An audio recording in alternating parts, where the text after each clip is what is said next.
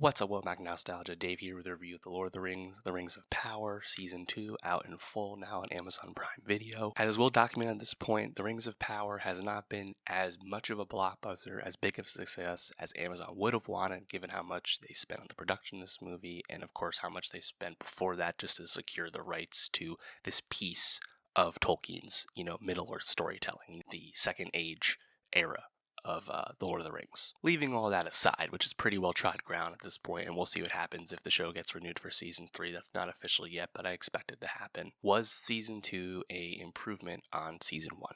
In a lot of ways, I think The Rings of Power Season 2 is an improvement on Season 1, and that's namely because it's leaning into the show it always wanted to be. Gone are the questions if Charlie Vickers' character is Sauron. Not only is he definitely Sauron, but now he is the star of the show. The Sauron plot regarding the creation of the Rings of Power at Eregion with Celebrimbor is the most successful piece of the Season 2 narrative. As a result, Galadriel and Elrond, big characters in Season 1, are actually a bit more sidelined this time around.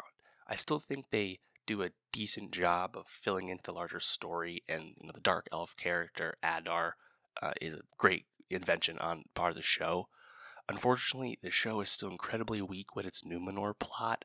I have very little investment in that beyond being like, oh, Elendil and Isildur are important. I know what they're gonna do, but there's nothing else beyond the surface for me with that. I'm just really dreading whenever those scenes come up. Season 2 also leaned heavy into nostalgia and fan service, which is a bit disappointing because the fanboys are already paying attention to the show, and that's not compelling to more normie viewers.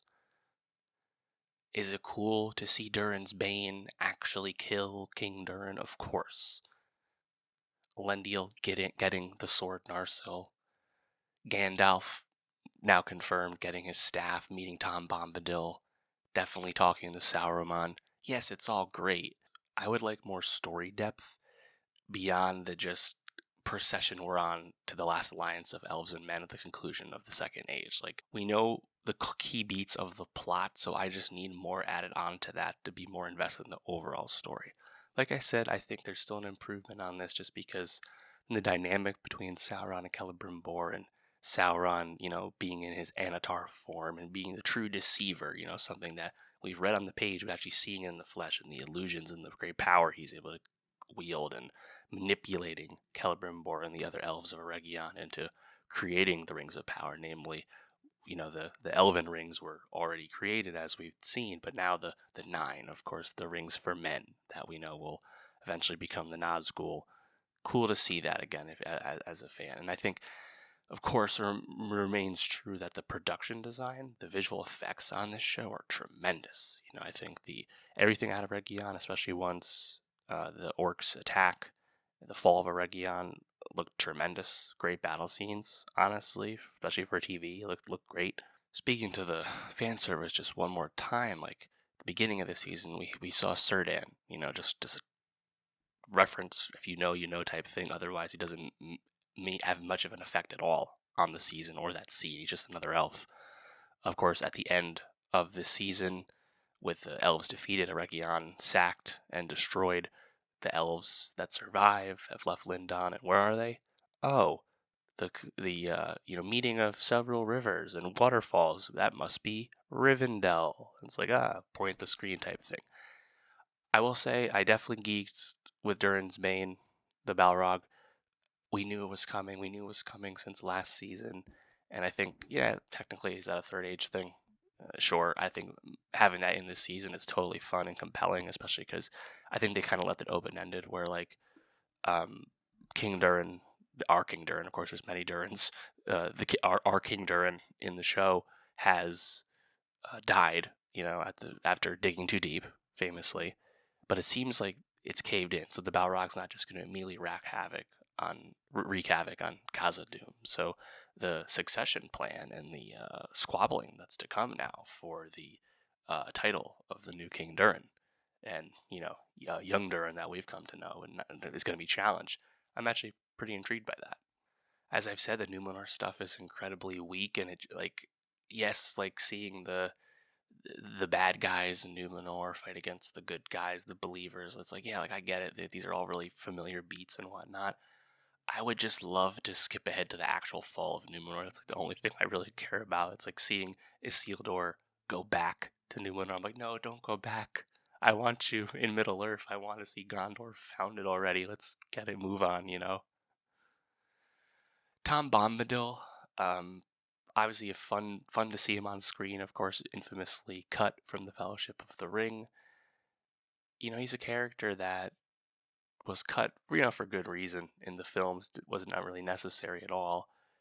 And in the show, in season 2 of The Rings of Power, he's again pretty ciphery, viewing Tom Bombadil's stuff. Doesn't add a whole lot, but it's again kind of fan servicey. The Stranger is, of course, officially confirmed as Gandalf, getting the origin of the name a la Han Solo and Solo.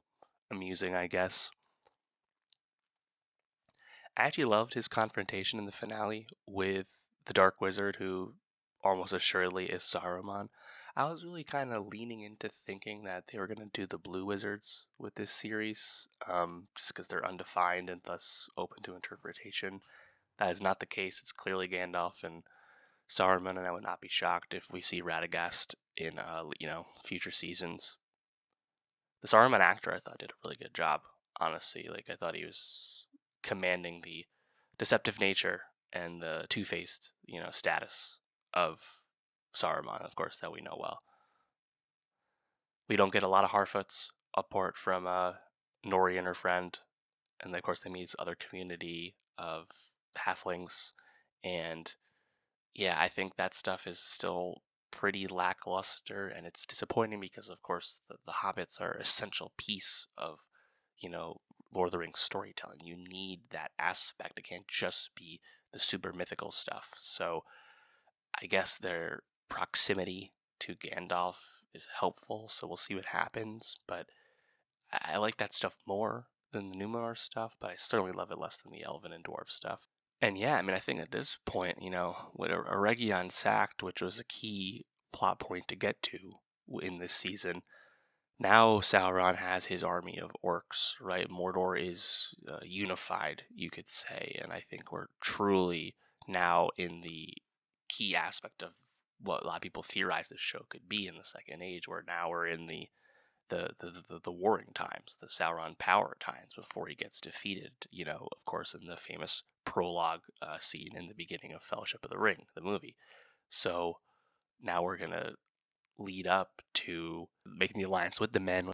Overall, though, I did enjoy my time with this season, and I think again the star of the show was Sauron. Charlie Vickers is really tremendous in the role, and he has just a great screen presence, and is a great actor because he plays different versions of the character across the 2 seasons. So I'm hoping the show continues. Again, it's not to the quality of Game of Thrones and House of the Dragon. It's not that, but I still think for making a Lord of the Rings TV show, it looks tremendous, and I would love more, advanced, less fan servicey screenplays and writing.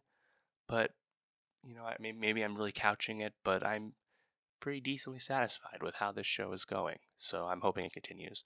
But let me know, what you think of The Rings of Power Season 2? What was your favorite aspect of it? What are you most looking forward to seeing in Season 3? Let me know. And for more TV reviews, subscribe. And I'll see you next time.